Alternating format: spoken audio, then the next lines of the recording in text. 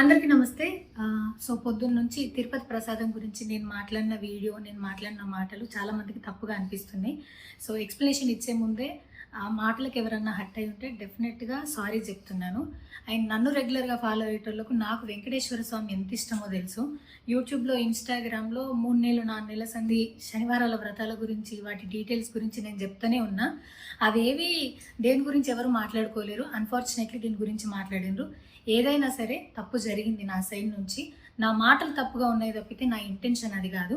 మేము రిచ్ అని అన్నది 10,000 L1 క్యూ లైన్‌లో నిలబడ్డప్పుడు, పొద్దున ప్రసాదం తీసుకునేటప్పుడు కాస్ట్లీ లైన్‌లో నిలబడ్డమని ఆ ఉద్దేశంతో అన్నాను. ఏం జరిగినా సరే ఇప్పుడు నేను ఏది ఇచ్చినా మీకు ఎక్స్‌ప్లనేషన్ లాగానే అనిపిస్తది తప్పితే నేను తప్పు ఒప్పుకున్నట్టు మీకు అనిపియదు. అందుకోసం నేను దాని గురించి ఎక్స్‌ప్లనేషన్ కూడా ఇస్తలేను. తప్పైతే నా సైడ్ నుంచి జరిగింది అండ్ నా తమ్ముడు సోను తరపు నుంచి కూడా జరిగింది. తను అవైలబుల్‌లో లేడు. తన తరపున, నా తరపున అందరికీ సారీ చెప్తున్నా.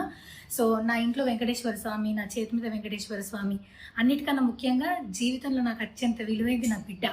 నా బిడ్డను కూడా వెంకటేశ్వర స్వామి ఇచ్చిండు. నేను ఆయన గురించి తప్పుగా ఎట్లా మాట్లాడతా? అస్సలు ఆయన గురించి తప్పుగా మాట్లాడా. ఆయన గురించే కాదు, నన్ను రెగ్యులర్గా ఫాలో అయ్యేటోళ్లకు నేను అన్ని మతాల దేవులను మొక్కుతా, అందరి దేవులను మొక్కుతా. అందులో వెంకటేశ్వర స్వామి నా జీవితాన్ని మార్చిండు. ఈరోజు నేను అనుభవించే ఏది కూడా ఆయన దయలేకపోతే కాదు. అట్లాంటిది ఆయన గురించి నేను ఎందుకు మాట్లాడతా?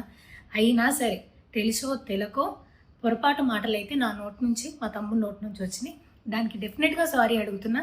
ఇదేదో యూట్యూబ్ ఛానల్ ఏమంటారు వీడియోస్ పెట్టి కేసులు పెడతా అన్నందుకు కాదు, నాకు కూడా అనిపించింది అయ్యో అట్లా మాట్లాడి ఉండకూడదని, అందుకోసం పెడుతున్నాను తప్పితే ఇంకొక ఉద్దేశం అయితే ఏమీ లేదు.